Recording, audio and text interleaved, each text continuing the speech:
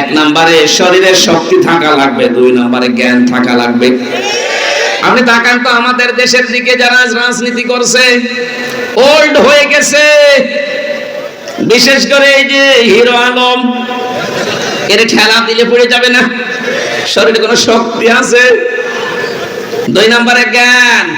আমরা এমন জ্ঞানী নেতা এই দেশে পাই যারা বলে আগামীকাল ঈদুল আজহার জানাজার নামাজ অনুষ্ঠিত হবে। এই যদি জ্ঞানের মোহর হয় নেতা, এর তো রাজনীতি করা যায়। এক কথা বলেন না কেন? নেতা হওয়ার কোয়ালিটি বলছিলাম 5টা। আপনাকে শক্তিশালী এবং জ্ঞানী হওয়া লাগবে। আমি কি বানিয়ে বললাম এটা?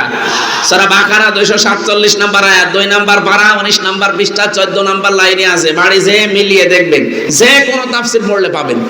2 নম্বরে পেয়েছি আমি সূরা শুআরাতে যারা অপচয় করে আর সীমা লঙ্ঘন করে, তারা নেতৃত্ব দেওয়া জায়েজ নেই।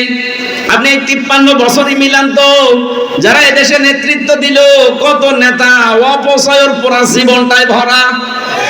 বলেন, সীমা লঙ্ঘন তো না, আমি নিলাম না, পুরাটা জীবনই সীমা লঙ্ঘন করে আছে।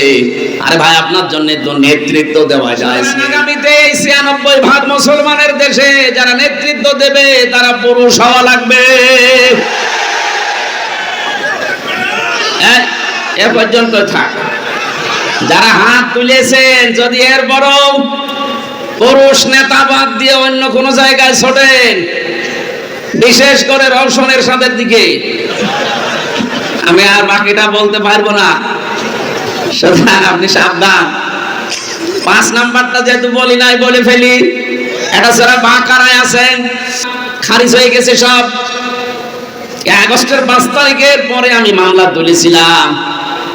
জজ সাহেব এটা দেখে বলছে যে এর ভেতরে তো কোনো মাল মশলা নেই, আমি রায় দেব কি দিয়ে, খারিজ করে দিলাম। বলতে গেলাম যে মাননীয় আদালত, 3 বছর তো আপনার কাছে ছিল মামলাটা, তখন তো রায় দেননি। তখন বলেছেন যে মামলা জামিন হয়, আগেই ফেলে দিতেন ফাইল। আর আজকে বলছেন কোনো মাল ম্যাটারেস নেই, এ মামলা খারিজ করে দিলাম। উনি এইটাই বলতো, হুজুর আমার হাত বাঁধা ছিল। এখন বলছে না কেন? এখন আমার হাত খোলা আছে, আমি এখন ন্যায় বিচার করতে পারছি। আমরা এইটাই চাই। বাংলায় 1628টা চেয়ার আছে। কত? 1628টা চেয়ার আছে এই দেশে। এই চেয়ার না, মেন চেয়ার। শুধু একটা চেয়ারে হাত খোলা ছিল, বাকি 1615টা চেয়ার সব হাত পাতা ছিল। আমি যে চেয়ারের নামই বলেন, সব চেয়ারেরই হাত বাঁধা, শুধু এক চেয়ারের হাত খোলা ছিল। আপনি মনে করছেন যে কাওয়া কাকুর মনে হয় হাত খোলা ছিল? না, ও কাওয়া কাকুর হাত বাঁধা। একটা চেয়ারের শুধু হাত খোলা ছিল। আমরা চাই এদেশে যেমন এখন সব হাত খুলে গেছে, কিয়ামত পর্যন্ত এই দেশে যত চেয়ারে মানুষ বসবে সবার হাত আবু সাইদের মতো খোলা থাকবে। এটা চান না আপনারা? কারো হাত যেন আর বাঁধা না থাকে, আর হাত খোলা থাকবে তখন ওমান হাকামা বিহি আদালা, যখন এইটার বিচার শুরু হবে। এইটার বিচার ব্যবস্থা তৈরি করার জন্য যদি কেউ দল করে, রাজনীতি করে, আর আপনি সেইটাকে ধর্ম নিয়ে ব্যবসা করায় এই তকমা দিতে চান, সবচাইতে বড় ধর্ম ব্যবসায়ী তারা যারা সিজনাল নামাজি, সিজনাল টুপি মাথায় দেয়, সারা বছর খবর পাওয়া যায় না, শুধু যখন রায়ের সময় আসে, ভোটের সময় আসে, টুপি মাথায় দিয়ে খালি ঘন ঘন সালাম দেয়। কথা বলে না কেন? না, ধর্ম ব্যবসায়ী তো আসলে তারা। আমরা ধর্ম নিয়ে ব্যবসা করে খাই না, আমরা সারা জীবনই এই পোশাকে আছি। শুধু ভোটের সময় আসলে টুপি মাথায় দেই, তুমি এখন আমাদের মাথায় নেই, ভোটের সময় এইটাই থাকবে। এক কথা বলে না কেন?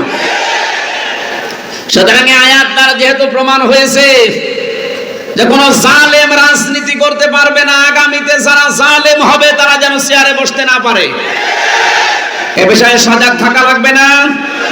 জালেম শব্দটা শুনতে ছোট মনে হচ্ছে, কিন্তু ব্যাপক অর্থবোধক একটা শব্দ, আর এমন ভারী শব্দ এটা।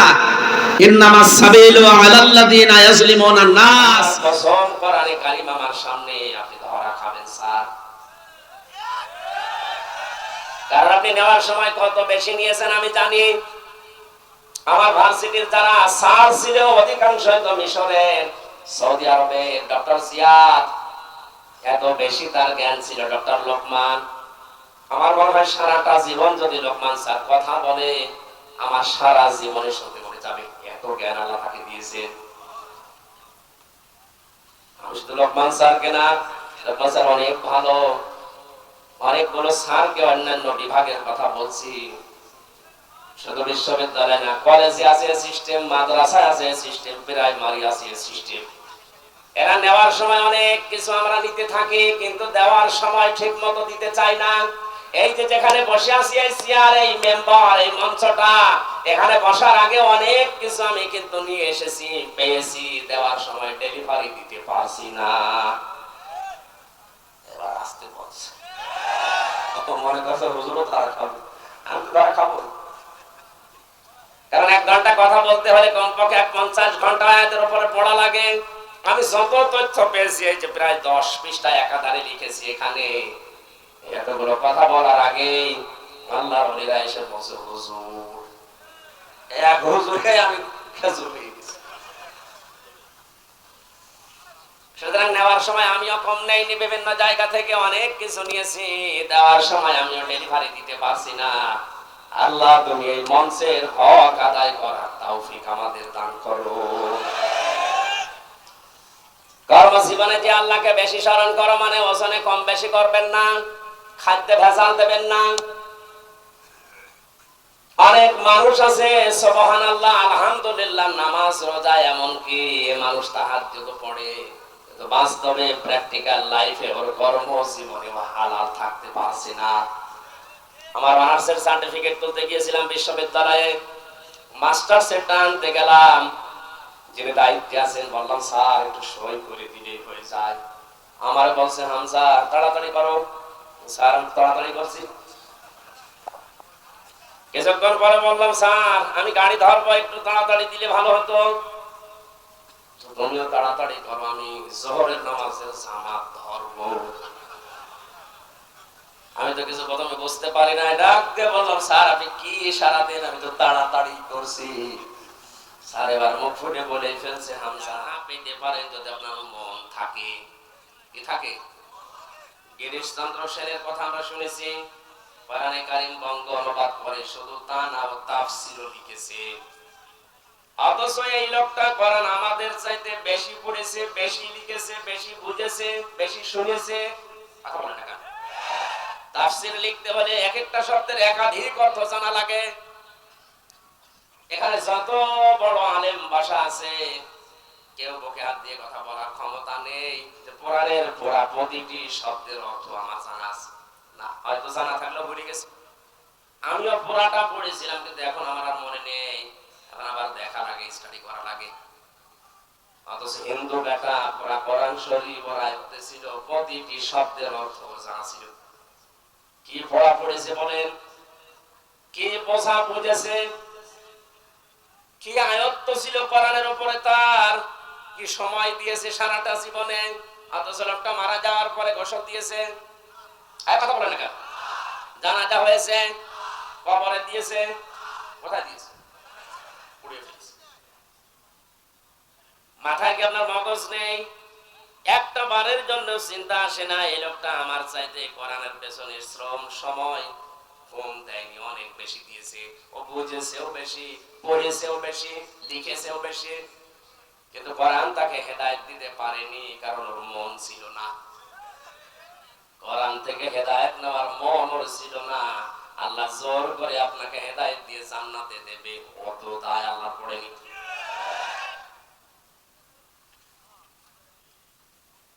এখানে আপনার মন তৈরি করেন, সারাটা জীবন না, আপনি যদি 10 মিনিট মন দিয়ে কোরআন শুনে সিদ্ধান্ত নিতে পারেন, কোরআনের যে কোনো শব্দ আপনাকে হেদায়েতের পথ বলে দিতে পারে, সে ক্ষমতা কোরআনের আছে। এই লোকটার জীবনী সম্পর্কে আল্লাহ কোরআনের আয়াত এমনিতে নাযিল করেনি, বলেন তো ৭০ মাররাতান দিয়েছেন আল্লাহ। নবী আপনি ৭০ বার দোয়া করলে হবে না। নবীজি শেষ পর্যন্ত ৭১ বার দোয়া করার জন্য প্রস্তুতি নিচ্ছিলেন। সাইয়েদ কুতুব বলেন শেষ পর্যন্ত আল্লাহ ফালাই ইয়াগফিরাল্লাহু লাহুম দিয়ে জানালেন নবী ৭০ বার না, ৭১ বার না, এর জন্য কিয়ামত পর্যন্ত দোয়া করলেও কবুল হবে না। শুধু এ না, ওহম দিয়ে জানিয়ে দিলাম এর মতো চরিত্র দুনিয়ায় যাদেরই হবে তাদের জন্যও দোয়া করলে কাজ হবে না। এখান থেকে আমরা ঝামেলায় আছি না নেই? বলেন বলেন। কারণ নবীরা ছাড়া কারো ঈমান নিরাপদ না, যে কোনো সময় আপনি বেঈমান হয়ে যেতে পারেন।